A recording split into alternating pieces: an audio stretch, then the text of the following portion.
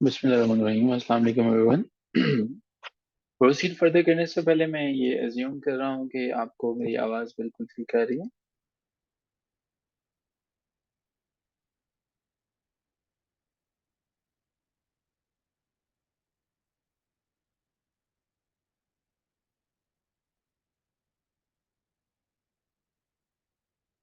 Okay great. वालेकुम अस्सलाम आमना अंसारी साहिबा।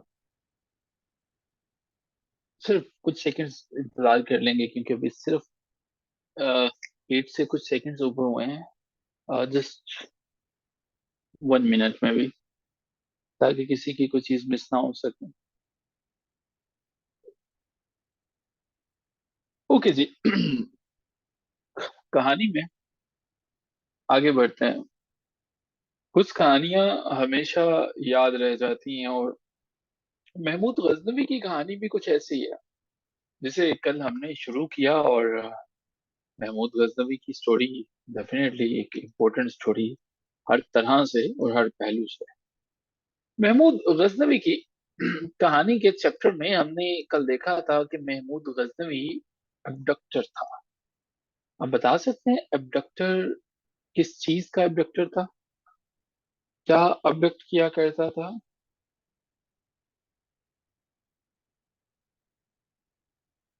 स्कॉलर्स को किया करता था। सो जितने इंपॉर्टेंट पॉइंट्स हैं जो पिछले पेपर्स के हिस्सा रहे हैं वो आपके सामने स्क्रीन पे पुट कर दूंगा, बाकी उनको नोट करते चला जाइएगा। महमूद गजनवी जो हमारे सामने स्क्रीन पे भी हमें नजर आ रहा है, ये कोई मामूली इंसान नहीं था।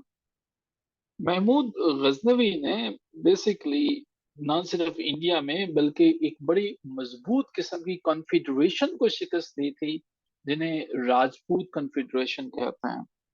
और ये इसने जो है वो 1192 में, इसके बाद जो है वो हमारे पास फैक्ट्स एंड फिगर्स, बल्कि महमूद गजनवी के डिटेल्स जो हैं वो हमारे पास इससे राजपूत की कन्फिग्रेशन को भी डिस्कस करने से पहले मैं एक और पॉइंट बताऊंगा और फिर इसके बाद आऊंगा। ये सारी की सारी डिटेल्स जो हम डिस्कस करते हैं महमूद गजनवी के बारे में, ये हमें मिलती कहाँ से है? ये हमें मिलती हैं अल बैरूनी से। मुझे बताइएगा कि कल की डिस्कशन में मैंने बताया था कि अल बैरूनी का पूरा नाम क्या था? बता सकते हैं अल बैरूनी का पूरा नाम क्या था? अल बैरूनी का पूरा नाम अबू रेहान अल बैरूनी। वो पॉइंट अभी मैंने स्किप कर दिया है मरियम, उसको मैंने बताया नहीं है, वो लिखा ही नहीं है। अबू रेहान अल बैरूनी जो है वो, तो अल बैरूनी की एक किताब थी, किताबुल हिंद। बादशाहों के साथ हमेशा जो है वो ऐसे लोग रहा करते थे जो डिटेल्स बताया करते थे, जो हिस्ट्री में लिखा करते थे। और किताबुल हिंद में ही एक थ्योरी पाई जाती है। बता सकते हैं वो कौन से वाली थ्योरी है जिसके आगाज के कुछ वर्ड जो हैं वो आपको मैंने भी कल बताए थे, जो अलबेरूनी ने दी थी? वो थ्योरी किताबुल हिंद के अंदर पाई जाती है। टू नेशन थ्योरी के बरसगीर में एक नहीं दो कौमें आबाद हैं, एक मुसलमान और दूसरी हिंदू। महमूद गजनवी के बाद जो है कहानी में एक नया फैक्टर आता है, एक नया मोड़ आता है। ऐसा नहीं कि हमने सुल्तान महमूद गजनवी की डिटेल्स जो हैं वो बंद कर दी, लेकिन यहाँ पे ये जरूरी है क्योंकि आप इसको ऐड कर लीजिएगा कि एक हमारे पास अगला जो नेम आता है वो शहाबुद्दीन गौरी का आता है। शहाबुद्दीन गौरी के बारे में बाकी डिटेल्स भी हम जो है वो देखेंगे, लेकिन फिलहाल ये कि शहाबुद्दीन गौरी जो है इसका मुकम्मल नाम जरा मुलाहिजा कीजिएगा। इसका नाम मुइजुद्दीन मोहम्मद बिन साम शहाबुद्दीन गौरी था। मुइजुद्दीन मोहम्मद बिन साम शहाबुद्दीन गौरी था। ये नाम क्यों अभी बताया, इसकी डिटेल बाद में आएगी। अब हम दोबारा वापस आते हैं सुल्तान महमूद गजनवी। महमूद गजनवी जो है 1030 में इसकी डेथ हो जाती है। इस्लाम का एक ऐसा सिपह सलार कि जिसने ना सिर्फ जंगों में फतह किया बल्कि अबडक्टर्स किया, स्कॉलर्स को एक जगह पे इकट्ठा किया, उसकी वफात हो जाती है। ये सुल्तान महमूद गजनवी ही थे कि जो लाहौर में हजरत दाता गंज बख्श को लेके आए थे। हमने उनको देखा, हजरत दाता गंज बख्श का जो नाम था वो अली मखदूम हजवेरी था। अली मखदूम हजवेरी उनका नाम था। तो अली मखदूम हजवेरी को जो है वो जो लाने वाले हैं वो हमारे पास हैं सुल्तान महमूद गजनवी।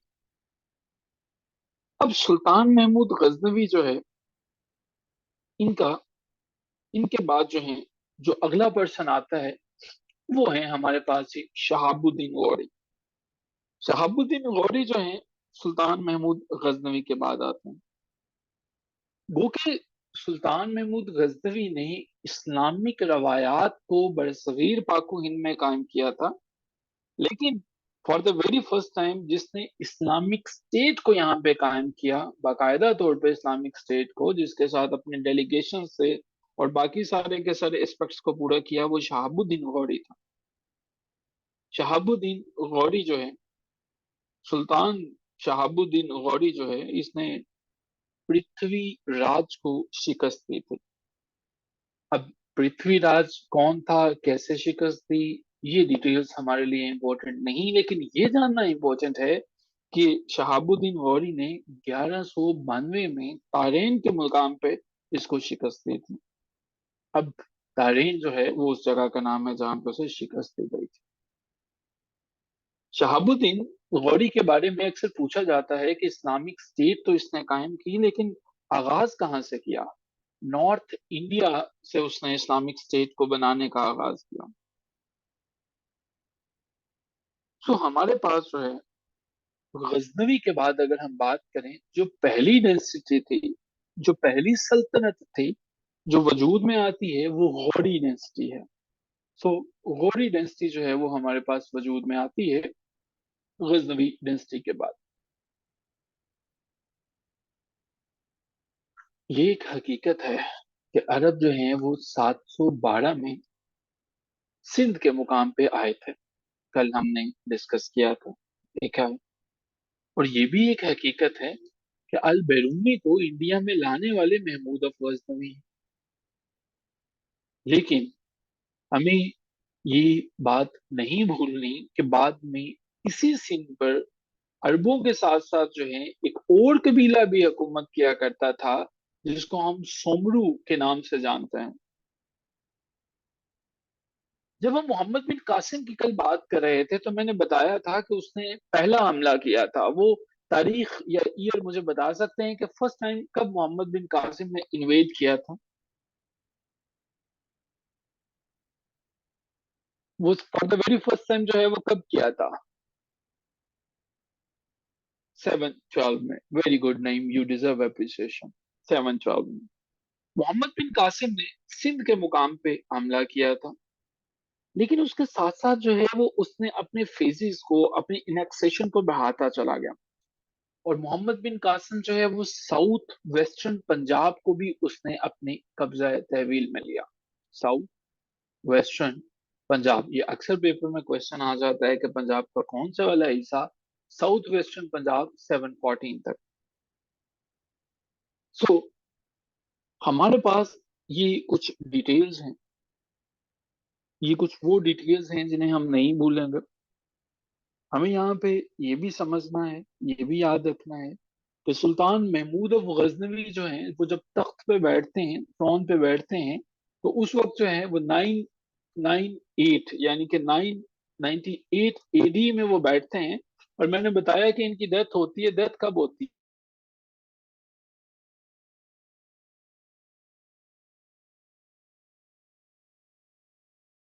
1013 में होता है। 10 पॉइंट हो गए हैं जी। 11th पॉइंट को मोहम्मद बिन कासिम ने 712 में सिंध के साथ साथ जिसको फतेह किया वो साउथ वेस्टर्न पंजाब था। मैं कुछ सेकंड्स के लिए रुकूंगा। जिस पॉइंट की समझ नहीं आई है उस पॉइंट को दोबारा पूछेंगे, उस पॉइंट को दोबारा बताएंगे और हम उस पर बात करेंगे। अगर सारे पॉइंट्स क्लियर हैं तो फिर हम यहाँ से आगे चलेंगे। 12 पॉइंट जो है वो 998 में हमने महमूद ऑफ गजनवी तख्त पे आता है और 1030 में उसकी डेथ हो जाती है। ये मैंने बताया। क्लियर? Is it fine? 6 पे वर्दा पूछ रही हैं, किरण एजाज 10 पे पूछ रही हैं।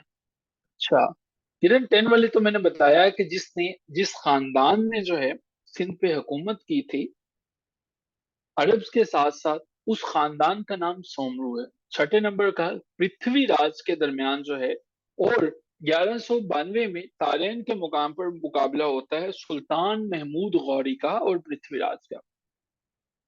आई एम अज्यूमिंग कि मैंने तमाम पॉइंट्स को क्लियर कर दिया। आगे चलते हैं और अगले पॉइंट्स को देखने की कोशिश करते हैं। कहा जाता है कि सुल्तान महमूद गजनवी बुत शकन थे, बुतों को तोड़ा करते थे। बचपन से मुतालिया पाकिस्तान वाली किताब में पढ़ते आए हैं कि सुल्तान महमूद गजनवी ने हिंदुस्तान पर कितने हमले किए। जरा बताइएगा कितने हमले किए, कितने हमले किए थे?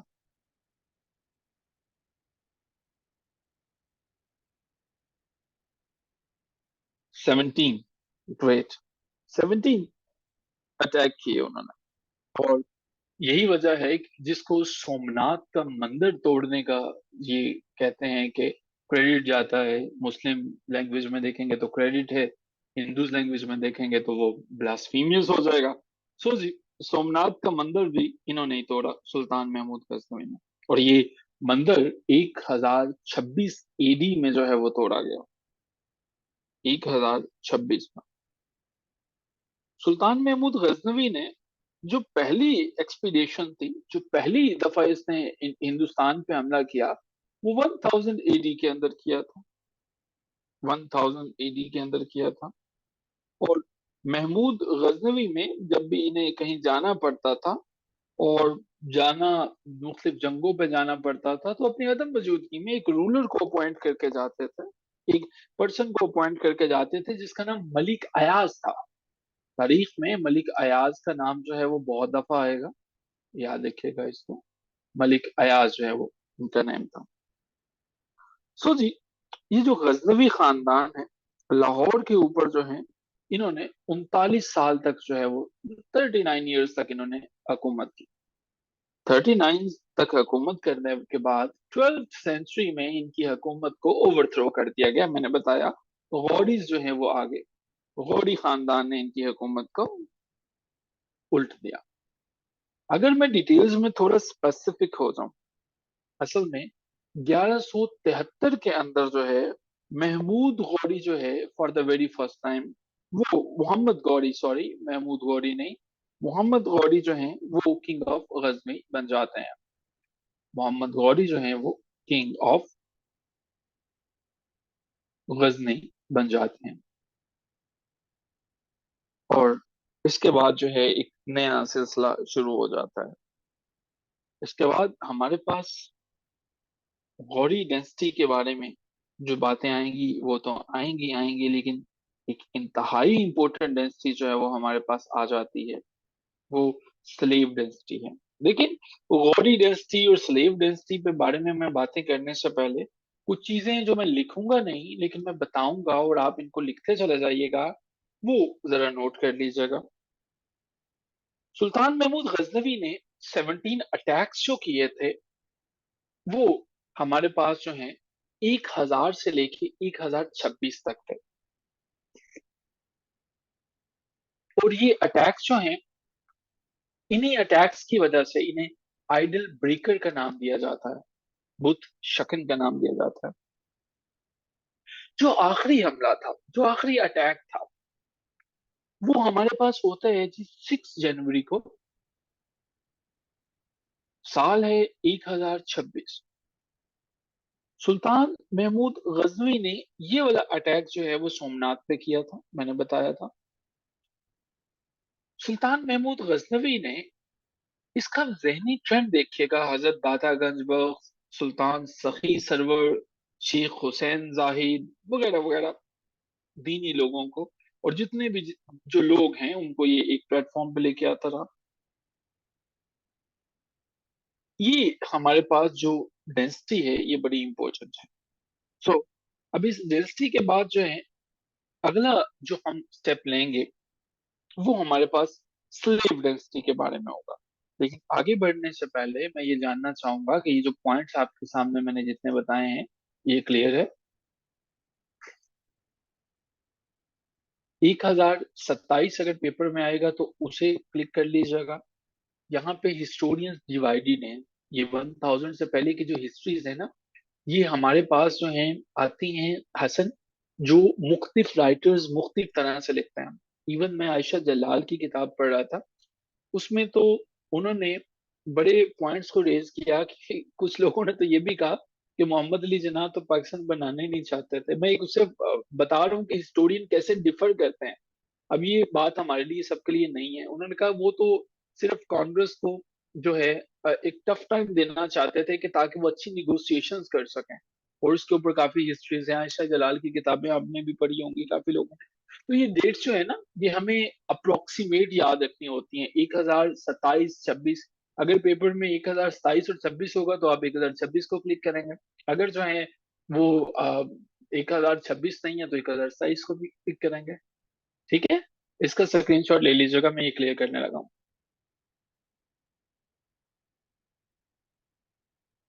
15 पॉइंट बता दें, आई एम सॉरी, कोई ने हेल्प आउट कर दे। 15 पॉइंट क्या है, मैंने क्लियर कर दिया। कोई इनको प्लीज गाइड कर दे। कहानी में आगे चलते हैं। ये स्लेव डेंसिटी भी होती क्या है, स्लेव डेंसिटी किस बला का नाम है, और ये स्लेव डेंसिटी है क्या जिससे 84 साल तक जो है वो इंडो पाक पे हुकूमत की, और ये स्लेव क्यों कहलाती है। चलिए सबसे पहले इसको देखने की कोशिश करते हैं। स्लेव डेंसिटी में जब भी हम स्लेव की बात करेंगे तो कुछ ऐसा जो है हमारे पास स्लेव जो है वो आ जाएंगे। पर एक नुक्ते ने मैडम से मुजरिम बना दिया, मलिक अयाज 15 पॉइंट जो है वो इस नुक्ते ने बना दिया। पर अगर दोनों हो तो अच्छा, हाँ ठीक है। फिर आप जो है वो 1026 पे जाएंगे अगर दोनों होंगे तो। ठीक है, मलिक अयाज जो है वो मैंने बताया था कि एक तो ये है कि गजनवी टेन्योर में ये सुल्तान महमूद गजनवी जब भी जाया करते थे तो मलिक अयाज को जो है वो ममलिकत के फराइज सौंपा करते थे जब भी जंगों पे निकला करते थे। वो उस दौर के जो है वो मौसी नकवी थे।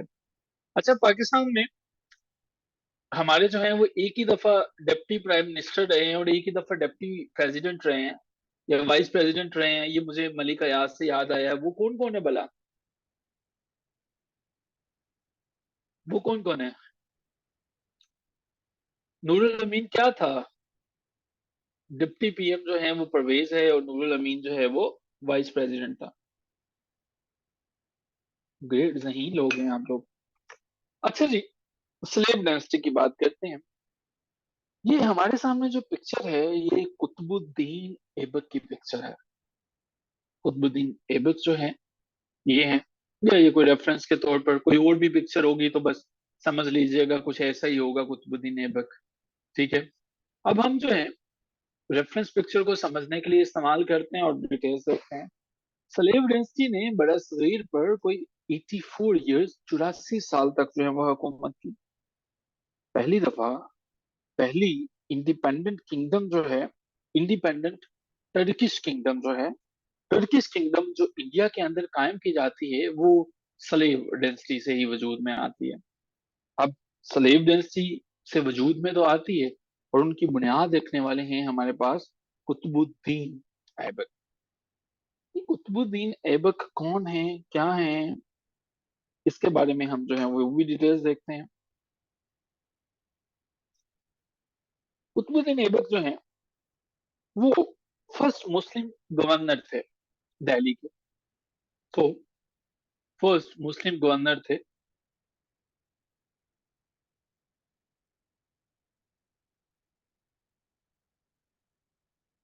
दिल्ली के। अब यहाँ पे मैं एक बात ये भी बता दूं, जिन दिनों में ये हुकूमतें चला करती थी, जो भी किसी भी इलाके को फतह करता है वो अपनी जुबान लेके आता है। जैसे अंग्रेज जब आए तो उन्होंने अपनी जुबान हम पे लागू की, अंग्रेजी जुबान। और आज भी कुछ लोग अंग्रेजी को ऐसे फखर से बोलते हैं गोया ये उन्हें विरासत में मिली हुई जुबान हो।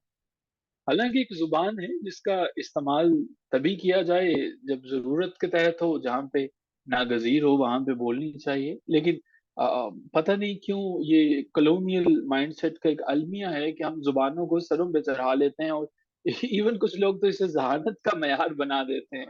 मुसलमानों में उन दिनों की पर्शियन एक जुबान थी, पर्शियन एक लैंग्वेज थी, पर्शियन जुबान आती थी। कुतुबुद्दीन ऐबक जो है, ये पहली दफा दिल्ली की मुस्लिम सल्तनत का 1206 में आके इसका सरबराह बनता है। 1206 में सुल्तान बनता है, सुल्तान कुतुबुद्दीन ऐबक। सुल्तान कुतुबुद्दीन ऐबक जो है फर्स्ट मुस्लिम रूलर था साउथ एशिया का। अब इससे पहले भी तो मुस्लिम थे, लेकिन तब तक साउथ एशिया डिक्लेयर नहीं किया गया था। सो जब साउथ एशिया डिक्लेयर किया गया, तब जो पहले मुस्लिम थे, जो पहली दफा हुकूमत जिन्होंने की, वो कुतुबुद्दीन ऐबक था। कुतुबुद्दीन ऐबक जो है, इनके बारे में डिटेल्स भी बताते हैं, लेकिन एक बात नोट कर लीजिएगा कि इनकी वफात के बाद इनकी जो हुकूमत थी, तख्त ताज था, वो इनके दामाद शमसुद्दीन इल्तमश को भेज दिया गया था। तो इनके बारे में भी हम डिटेल्स जो हैं वो पैरेलल डिस्कस करेंगे। हम डिस्कस करेंगे तमाम की तमाम जो है वो डिटेल्स को। लेकिन ये डिटेल्स जो हैं, आपने अब हम कहानी में एक करेक्टर और ऐड करेंगे, और वो है जी शमसुद्दीन अल्तमश जो है वो। याद रहे, हम तमाम चीजें वही डिस्कस करेंगे जो हमारे एग्जाम्स का हिस्सा रहेंगे। कुतुबुद्दीन ऐबक जो है, एक बड़ा बड़ी किस्म का बंदा था, स्लेव था। सो स्लेवरी स्लेवरी से ऑनवर्ड जो है वो चीजें चलती हैं। मैंने ये बताया है कि स्लेव डेंसिटी 1206 में शुरू होती है, लेकिन ये खत्म हो जाती है 1290 में। मुख्तलिफ लोग आते हैं, और मुख्तलिफ लोग जो हैं वो इसमें गुजरते रहते हैं, चलते रहते हैं। मुख्तलिफ तरह से वे आउट जो है वो, एक प्रोसेस जो है वो चलता रहता है गवर्नमेंट का। जो हमारे पास स्लेव डेंसिटी के अंदर जो मेंबर था, वो तो हमारे पास कुतुबुद्दीन ऐबक था। लेकिन कुतुबुद्दीन ऐबक के बाद जो है, वो सल्तनत जो है वो तेजी से तब्दील होती है। ठीक है।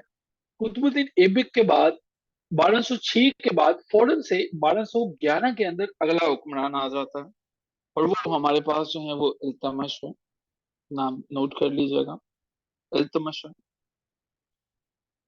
कुतुबुद्दीन ने, कहा जाता है कि खानदान से ताल्लुक रखता था जिसको खानदानी गुलामा कहा जाता था। खानदानी गुलामा कहा जाता था। सब कॉन्टिनेंट के अंदर जो है वो एक खानदान था, और उस खानदान को खानदानी गुलामा कहा जाता था।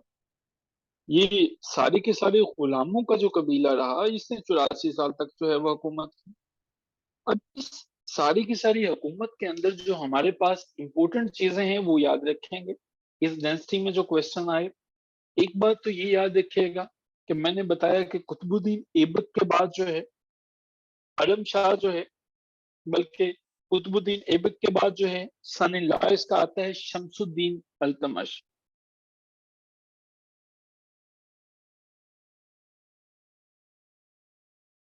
शमसुद्दीन अल्तमश।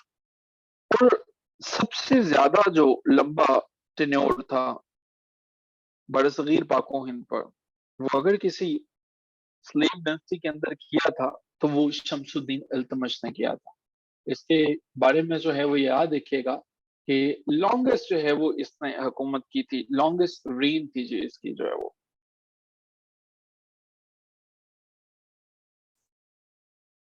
थैंक यू जी सिद्रा साहबा। ओके जी।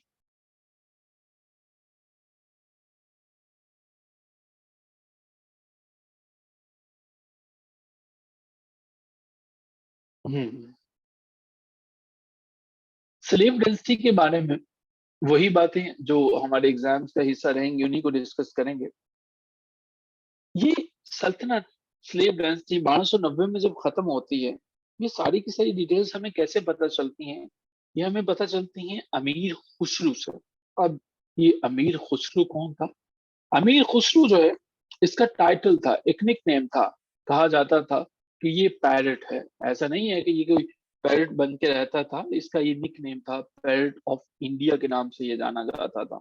ये जितने भी किंग्स होते थे, उनकी जो जितनी भी डिटेल्स होती थी, उनको ढंग से, एक तो ये बोला भी करता था, दरबारी शायर के नाम से इसको जाना जाता था। और ये जो है हमारे पास इस डेंसिटी में सबसे इम्पोर्टेंट पोएट था।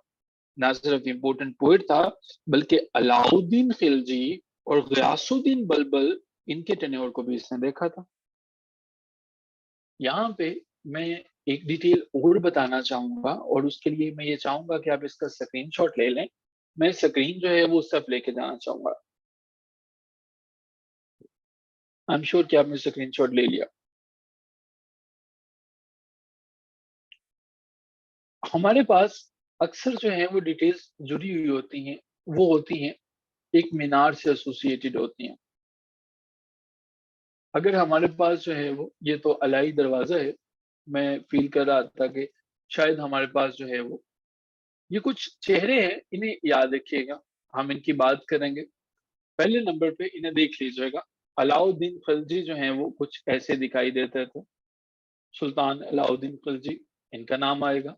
इसके साथ साथ जो है दूसरे नंबर पे इन्हें देख लीजिएगा, गयासुद्दीन बलबल। सो जो अमीर खुसरो था वो इन दोनों के टेन्योर के अंदर जो है वो जिंदा रहा। तो आपसे अक्सर पूछा जाता है सुल्तान अलाउद्दीन खिलजी और हमारे पास जो है वो बलबन के टेन्योर से।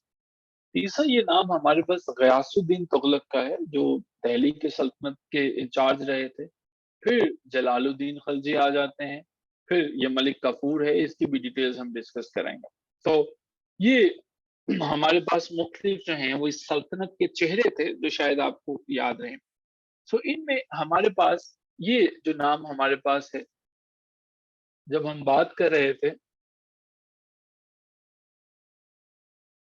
ओके इल्तुतमिश की पिक्चर नहीं है। जो कुतुब मीनार अक्सर देखते हैं, आपने अक्सर सुना होगा कुतुब मीनार के हवाले से। मैं दोबारा से शेयर करता हूँ आपके सामने, ताकि मैं लिख सकूं पॉइंट्स को। और पॉइंट्स किधर चले गए हमारे, यहाँ चोटर किधर चला गया, बोर्ड पे होगा। ओके, क्लोज हो गया हमारे पास। अच्छा जी, तो ये हो गया यहाँ पे। और ये हमारा अगला वापस से, और हम ये सब डिस्कस कर रहे थे। सो जी नंबर 10 पे मैं बताना चाहूंगा कुतुब मीनार। बड़ा इंपॉर्टेंट क्वेश्चन है। इसको जो है सुल्तान शमसुद्दीन इल्तुतमिश ने जो है वो इसको तमीर कराया था। स्लेव डेंसिटी के बाद वाली जो डेंसिटी आती है, स्लेव डेंसिटी के बाद जो डेंसिटी आती है, उसे हम खिलजी डेंसिटी कहते हैं। भूलिएगा नहीं, खिलजी डेंसिटी इसको जो है वो कहते हैं। खिलजी डेंसिटी जो है अक्सर औकात इसका टेन्योर जो है वो पूछा जाता है। इसका ड्यूरेशन 1290 से लेके 1320 तक था। खिलजी डेंसिटी जो है इस रेंज के अंदर जो है हम देखते हैं कि मुख्तलिफ किंग्स आते हैं, मुख्तलिफ क्वींस जो है वो जाते हैं, मुख्तलिफ लोग जो हैं वो आते हैं चले जाते हैं। अब ये जो खिलजी डेंसिटी है, इसके फाउंडर का नाम जलालुद्दीन फिरोज खिलजी था। सो ये नाम इम्पोर्टेंट है, याद रखिएगा। जलालुद्दीन जो है वो इसके फाउंडर थे। ये खिलजी खानदान जो है, खानदान गुलामा के बाद तो आता ही, लेकिन इसका सबसे बड़ा फीचर था इस खिलजी डेंसिटी का कि इन्होंने इकोनॉमिक मेजर्स को, मुआशी हालात को बड़े ढंग से कंट्रोल किया। जलालुद्दीन खिलजी जो स्लेव डेंसिटी के बाद आते हैं, इन्होंने इकोनॉमिक्स को बड़े ढंग से देखा। इतने ढंग से देखा कि ये जलालुद्दीन खिलजी आज भी मार्केट कंट्रोल के सबसे बड़े जो है वो मंजे हुए शायद लीडर समझे जाते हैं। बहुत से हिस्टोरियंस इनका रिकॉर्ड करते हैं। होता कुछ यूं था कि ये जो हमारे पास अलाउद्दीन खिलजी साहब हैं, ये मुख्तलिफ तरह से जानते थे, चीजों को जानते थे, देखते थे, कंट्रोल करते थे। और यही हमारे पास वजह है कि इनका मार्केट कंट्रोल जो है वो सबसे अच्छा था। जलालुद्दीन खिलजी के बाद जो है हमारे पास अलाउद्दीन खिलजी जो हैं वो हमारे पास आ जाते हैं। अलाउद्दीन खिलजी, पहले हमारे पास नाम है जलालुद्दीन खिलजी का। इनके बाद जो है वो हमारे पास आ जाते हैं अलाउद्दीन खिलजी जो हैं। यानी कि एक ही फैमिली अब जो है वो हुकूमत कर रही है, जलालुद्दीन खिलजी और अलाउद्दीन खिलजी। पहले जो है उनका इकोनॉमिक कंट्रोल अच्छा था। तो दूसरे वाले जो हैं वो रेवेन्यू सिस्टम की वजह से जाने जाते हैं, जिन्हें हम अलाउद्दीन खिलजी कहते हैं। गो कि ये डेंसिटी 1320 में खत्म हो गई। 1320 में ये डेंसिटी खत्म हो जाती है, लेकिन फिर भी ये डेंसिटी वो डेंसिटी है जिसने सबसे ज्यादा रिफॉर्म्स यानी तारीफ करवाई। ना सिर्फ ये वो एक डेंसिटी है जिसने लोगों को ढंग सिखाया कि एक बड़ी आर्मी को किस तरह से आप अपने कंट्रोल में रख सकते हैं, जो शायद बहुत से ममालिक को आज भी नहीं आता कि अपनी आर्मी को अपनी लिमिट्स में कैसे रखना है। और ये for the very first time Alauddin Khilji ने बताया। उसने एक बहुत बड़ी आर्मी को जो है वो कंट्रोल में किया। ना सिर्फ कंट्रोल में किया बल्कि उनको इकोनॉमी उनकी इकोनॉमिक्स को कैसे देखना है, कैसे समझना है, ये सारी की सारी बातें अलाउद्दीन खिलजी जो हैं वो बता के चले गए। शायद तारीख के पन्नों से हमें कुछ सीखने को मिल सके। 1320 में ये हुकूमत खत्म हो जाती है, लेकिन एक बात याद रखिएगा, एक ऐसा बंदा जो कि गुलाम नहीं था, वो अलाउद्दीन खिलजी था। He was not a slave, वो गुलाम नहीं था।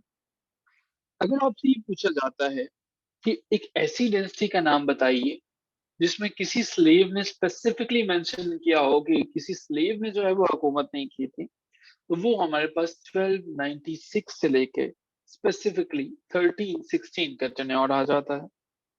1316 का यानी वही जो हमारे पास खिलजी डायनेस्टी के करीब करीब का टेन्योर है, लेकिन हमारे पास जिसमें कोई स्लेव नहीं था, देयर वाज नो स्लेव, वो स्पेसिफिकली स्पीकिंग हमारे पास ये वाला टेन्योर है।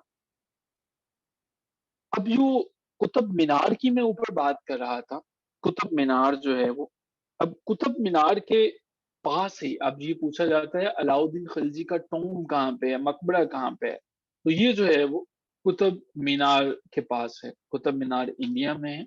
अगर किसी ने देखना हो तो वो जा सकता है वहां पे। सो जी, हमने ये तमाम के तमाम जो है वो डिटेल्स को देखा। अब ये भी देख लीजिएगा कि अलाउद्दीन खिलजी के बारे में मैंने बताया कि ये गुलाम नहीं था जब ये बादशाह बना। सो हमारे पास जो है खिलजी डेंसिटी जो है वो जब खत्म होती है, तो ये डेंसिटी बहुत सी ऐसी चीजें जो है वो देखे जाती है जो बाद में आने वालों के लिए मशअल राह साबित होती हैं। पहले नंबर पे जो जजिया का एक कॉन्सेप्ट था, वो खिलजी डायनेस्टी ने ना सिर्फ उसको मजबूत किया, जैसा कि मैं बता रहा था आपको कि अलाउद्दीन खिलजी ने आके इकोनॉमिक के लिहाज से जितनी भी मुआशी सूरत हाल थी, इकोनॉमी को स्ट्रॉन्ग करने की सिचुएशन थी, he emphasized all the things. And not only this, he was one of those kings, the sultan, who knew all the things, all the minor details.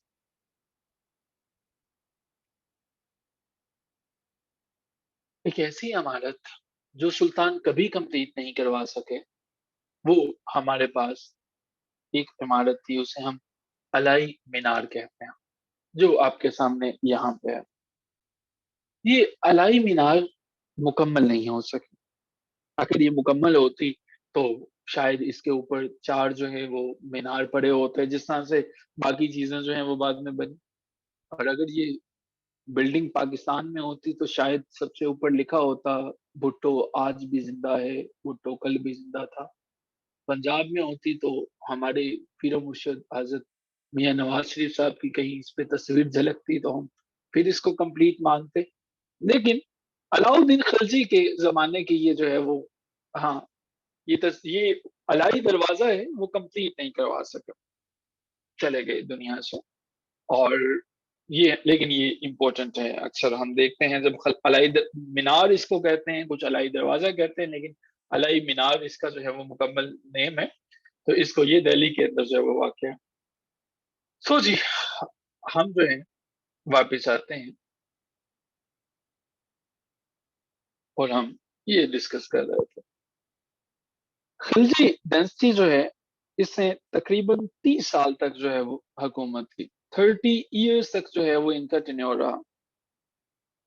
अब 30 साल की ये जो हुकूमत थी, 30 साल की इस हुकूमत के बारे में हमें अमीर खुसरू से पता चलता है, जिसने हमें इसके बारे में ढंग से लिखा, अलाउद्दीन खिलजी के बारे में उसने लिखा।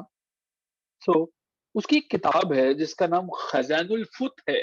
मैं वो नाम यहाँ पे लिख देता हूँ, अगर नाम ना भी याद रहे तो कुछ याद रख लीजिएगा कि इसके अंदर जैन का नाम आता था, तो आई एम श्योर के चीजें कुछ याद रह जाएंगी। खजानुल फुत के अंदर उसने ये तमाम डिटेल्स बताई।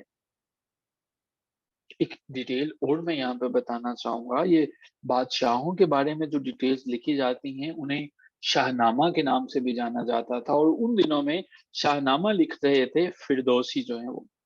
ये भी बहुत इंपॉर्टेंट क्वेश्चन है कि शाहनामा का राइटर कौन है, वो फिरदौसी। खिलजी डायनेस्टी में जहाँ पे बहुत सी चीजों के अंदर तब्दीली आई, वहां पे आर्किटेक्चर यानी कि फने तमीर पे भी खासी तवज्जो दी गई। असल में ये डेकोरेशंस करना टर्किश कन्फ्यूज का काम होता था, उन्हें ये बिल्डिंग्स अच्छी लगती थी। सो इसीलिए हम ये अलाई दरवाजा को जब देखा तो हमने देखा कि ये हमारे सामने 1290 की बात है, और 30 साल उनकी हुकूमत रहती है, टेन्योर रहता है, और उसमें वो बहुत सा काम करते हैं। यहाँ पे मैं ये भी बता दूं कि अलाउद्दीन खिलजी वो लोग थे, वो बंदा था जिसने ग्रेन्स की कीमतों पे नजर रखा होता था, रेट्स पे नजर रखा होता था, सारी की सारी चीजों पे नजर रखा होता था। अक्सर ये पूछा जाता है कि ये खिलजी रूलर्स जो हैं वो आए कहाँ से थे, जो इंडिया पे हुकूमत करके ये सेंट्रल एशिया से आए थे। सेंट्रल एशिया से जो है वो आते हैं। पूछा जाता है ये वर्ड खिलजी जो है वो इसका क्या मतलब है। हजूर वाला, ये जो खिलजी है ये बात करता है, रिफर करता है अफगानिस्तान के एक गांव की, जो जिसका नाम कलत खिलजी है। सो इसको हम जो है वो कलत या कलाते खिलजी भी पढ़ सकते हैं, और इसका मतलब होता है कि फोर्ट ऑफ खिलजी, यानी कि खिलजी का किला। ये हमारे पास 23 पॉइंट्स हैं। मजीद आगे डिस्कस करते हैं इनको, ढंग से चीजों को समझने की कोशिश करते हैं, और खिलजी डेंसिटी को कंप्लीट करते हैं, लेकिन उसके लिए हमें मीटिंग को दोबारा ज्वाइन करना है। सो जी, दोबारा ज्वाइन करते हैं और यहीं से आगे प्रोसीड फर्दर करते हैं। कोई क्वेश्चन हो तो पूछा जा सकता है इन पॉइंट्स के बारे में। कोई ऐसी चीज जो समझ में ना आई हो, या कोई ऐसी चीज जो समझ में आ गई हो लेकिन क्लियर ना हो, उसे डिस्कस किया जा सकता है। ओके, मैं एज्यूम कर रहा हूँ कि सारी चीजें क्लियर हैं। हम दोबारा ज्वाइन करते हैं खिलजी डेंसिटी को। सर 22 पॉइंट कौन सा वाला है? सेंट्रल एशिया से इनकी रूट्स थी जी, ये खिलजी डेंसिटी से। सर 16 बता दें। 16 क्या है जी? हाँ, कि इनका जो टेन्योर था, जो 16 पॉइंट के जो डेंसिटी स्लेव डेंसिटी नहीं थी, स्पेसिफिकली स्पीकिंग पूछा जाए तो वो 1296 से 1316 तक का टेन्योर है। ठीक है, I am sure I have answered all the questions. तो चलिए मीटिंग को दोबारा ज्वाइन करते हैं, और